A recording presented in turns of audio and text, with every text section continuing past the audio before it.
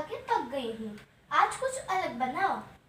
तो मूंग तो भिगो दिए बेटा, अब उससे क्या बनाओ? उससे सब्जी बनेगी मूंग की। तो मम्मी आप एक काम करो, आप राज कचौड़ी बना दो। राज कचौड़ी में भी तो मूंग ही जाते हैं। ठीक।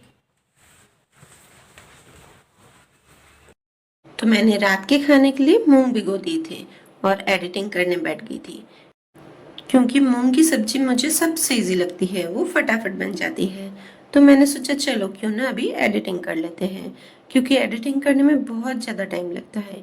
एक वीडियो को मुझे एडिटिंग करने में कम से कम 3 घंटे तो लग ही जाते हैं। तो मैंने सोचा कि चलो आज इजी खाना बना देती हूँ, जिससे कि मैं अपना एडिटिंग का काम निपटा लूँ। तो सबसे पहले तो मैं आपसे रिक्वेस्ट करती हूँ, अगर आपको मेरा वीडियो अच्छा लगे तो प्लीज़ इसे लाइक ज़रूर कीजिएगा और सब्सक्राइब करके बेल आइकन दबाइएगा, जिससे कि आपको मेरी सारी वीडियोस की नोटिफिकेशंस मिलती रहे। और मुझे कमेंट में ज़रूर बताइएगा कि आपको ये मेरी रेसिपी कैसी लगी, ताकि मुझे भी प्रोत्साहन मिले कि मैं आगे आपके लिए अच्छी अच्छी रेसिपीज लाती रहूं। तो मैंने सबसे पहले जो मूंग भिगोए थे ना, उसको नमक डालकर बॉईल करने रख दिया है। और राज कचौड़ी में आलू भी जाते हैं, तो मैंने मूंग में ही 2 बड़े आलू को छीलकर बॉईल करने रख दिया है। और कचौड़ी हो या चाट या फिर भेल, इनमें इमली की चटनी तो डलती ही है। तो मैंने इमली को धोकर एक पतीले में डालकर हाफ टी स्पून सौंफ, 1/4 टीस्पून लाल मिर्च पाउडर, नमक और हाफ टी स्पून जीरा पाउडर ऐड कर दिया है। और इसमें मिठास के लिए मैंने गुड़ डालकर 2 से 3 उबाल लाने के लिए रख दिया है। अब हमें क्या करना है, राज कचौड़ी के लिए कचौड़ी का आटा लगाना है। और राज कचौड़ी की जो पूड़ी होती है वो एकदम फूली फूली बनती है और बहुत ही क्रिस्पी होती है। जब वो ठंडी हो जाती है तो भी वो क्रिस्पी ही रहती है। तो उसके लिए मैं आपको यहाँ पर टिप्स और ट्रिक्स बताऊंगी, तो वीडियो को बिना स्किप किए हुए पूरा देखिएगा। तो इसके लिए मैंने यहाँ पर 1.5 कप सूजी ली है और ये बारीक वाली सूजी है, पर फिर भी मैंने इसको एक बार मिक्सर में चला लिया है। और यहाँ पर इमली को भी 2 से 3 उबाल आ गए थे, तो मैंने गैस की फ्लेम को ऑफ कर दिया है। और देखिए सूजी को भी मैंने अच्छे से पीस लिया है। आप सूजी को कितना भी अच्छे से पीसेंगे पर वो आटे जैसे एकदम स्मूथ नहीं बनेगी। अब इसे हम एक परात में ट्रांसफर कर लेंगे और फिर इसमें डालना है हमें मैदा। तो हमें यहाँ पर मैदा जो लेना है वो 3/4 कप ही लेना है। इससे जो है वो हमारी पूड़ी एकदम क्रिस्पी रहेगी। इसका मतलब कि जब भी आपको पूड़ी एकदम क्रिस्पी बनानी है, जैसे कि पानी पूड़ी की पूड़ियाँ भी ऐसी होती हैं, ठंडी होने के बाद वो भी एकदम क्रिस्पी रहती हैं, तो उसके लिए क्या करना है, हमेशा सूजी हमें ज़्यादा लेनी है और मैदे की क्वांटिटी कम लेनी है। मैदा हमें सिर्फ इतना ही लेना है जिससे कि डो अच्छे से बाइंड हो जाए। इससे देखना आपकी पूड़ियाँ एकदम ठंडी होने के बाद भी क्रिस्पी ही रहेंगी। और फिर इसमें हमें डालना है स्वाद अनुसार नमक और फिर इसे एक बार मिक्स करके इसमें थोड़ा थोड़ा पानी डालकर इसका डो तैयार कर देना है। और इसका आटा मीडियम ही लगेगा, ना तो ज़्यादा टाइट लगेगा और ना ही ज़्यादा सॉफ्ट। और ऊपर से एक बार और थोड़ा सा ऑयल लगाकर उसे एक बार और नीट कर लेंगे।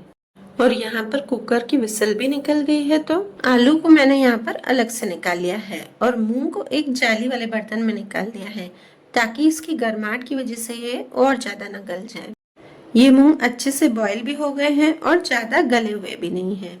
और यहाँ पर गुड़ और इमली को भी बॉईल कर दिया था, तो उसे मैंने हाथों से मैश करके एक छन्नी में निकाल कर इसे छान लिया है।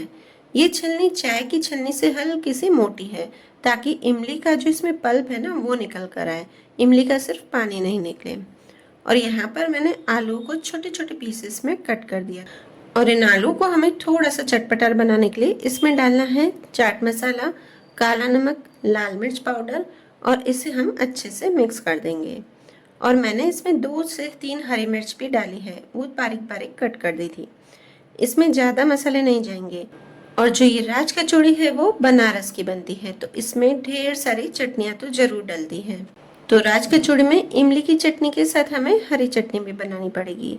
तो हरी चटनी के लिए मैंने यहाँ पर लिए हैं थोड़े से धनिए, 1 इंच टुकड़ा अदरक का, 2 से 3 तीखी वाली हरी मिर्च, आप जितना तीखा खाते हैं उतनी डालिएगा, और आधा नींबू का रस और नमक डालकर इसे हमें अब ग्राइंड कर देना है। राज कचौड़ी में खास बात यह है कि जब उसकी कचौड़ी बनाई जाती है तो उसमें एक बेसन का मसाला बनाकर डाला जाता है।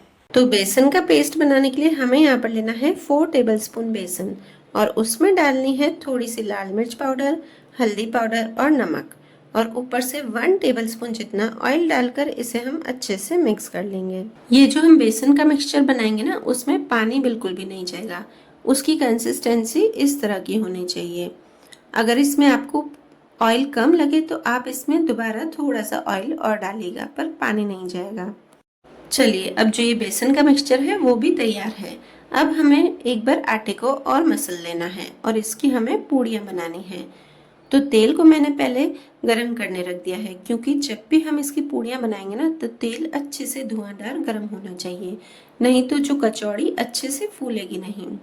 अब मैंने आटे को 2 हिस्सों में बांट दिया है और एक हिस्से में से मैंने बराबर बराबर भागों में लोइयाँ बना दी हैं। अब हमें लोई को इस तरह से थोड़ा सा उंगलियों से फैला लेना है और फिर उसमें हमें बेसन की जो गोली है वो बना देनी है और उसे आटे के बीच में रख देना है। इस तरह से हम पैक करेंगे, जिससे कि क्या होगा कि बेलते समय बेसन जो है वो बाहर नहीं आए। ये करना एकदम ही आसान है। इससे अगर आप सिर्फ पूड़ियाँ भी खाते हैं ना, तो उसका टेस्ट बहुत ही अच्छा आता है।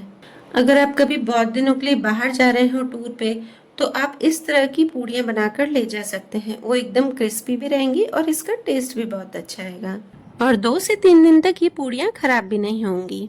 और बाकी की लोइयों को हम कपड़े से ढक देंगे, जिससे कि वो ड्राई नहीं हो जाए।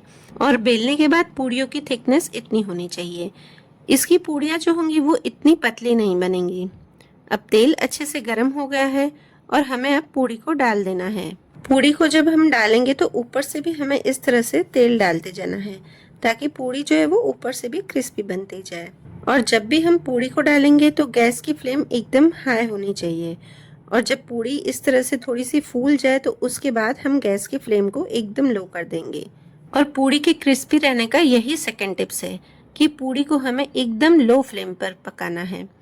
इससे क्या होगा कि पूड़ी जब भी एकदम ठंडी हो जाएगी ना, तभी वो एकदम क्रिस्पी रहेगी। इसको थोड़ा सा कलर डार्क होने में थोड़ा टाइम लगेगा।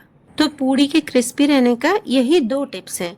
फर्स्ट टिप्स की इसमें सूजी ज़्यादा डलेगी और सेकंड टिप्स की पूड़ी को हमको एकदम लो फ्लेम पर फ्राई करना है। और आप चाहें तो इसमें सूजी और मैदे की क्वांटिटी हाफ हाफ भी ले सकते हैं, मतलब 50% सूजी ले सकते हैं और 50% मैदा, तो भी ये पूड़ी एकदम क्रिस्पी रहेगी। देखिए, बस अब इसका कलर एकदम डार्क ब्राउन हो गया है, तब हमें इसे निकाल लेना है। यहाँ पर मैंने 7 से 8 पूड़ियाँ को फ्राई कर दिया है। आपको इसे फोड़ के बताती हूँ कि ये कितनी क्रिस्पी बनी है। ये ठंडी होने के बाद भी बिल्कुल भी नरम नहीं होंगी। ये जो कचौड़ी है बड़ी बड़ी और एकदम ज़्यादा फूली फूली रहती है। और इसे फोड़कर हम इसमें डालेंगे मूंग और मसालेदार आलू, और ऊपर से इसमें जाएगी इमली की चटनी, हरी चटनी और बारीक कटा हुआ प्याज, और साथ ही इसमें हम दही डालेंगे। तो मैंने यहाँ पर दही को सिर्फ नमक डालकर अच्छे से फेंट दिया था और उसे भी हमें डाल देना है। ये जो कचौड़ी है उसमें ढेर सारी चटनियाँ और मसाले, आलू, मूंग, कुछ लोग इसमें स्प्राउट्स भी डालते हैं। ये सब चीज़ें डलने से ही इसका नाम राज कचौड़ी रखा गया है, क्योंकि ये चटपटे आलू और चटनियों से और दही से एकदम फुलफिल होती है, एकदम ऊपर तक ये भरी हुई रहती है। एक बार ये सब डालने के बाद फिर से इसमें जाएंगे मूंग, इमली की चटनी, हरी चटनी और ऊपर से दही, और फिर ऊपर से डालेंगे इसमें पतली वाली सेव और अनारदाना। तो लीजिए, हमारी एकदम स्वादिष्ट और चटपटी राज कचौड़ी तैयार है।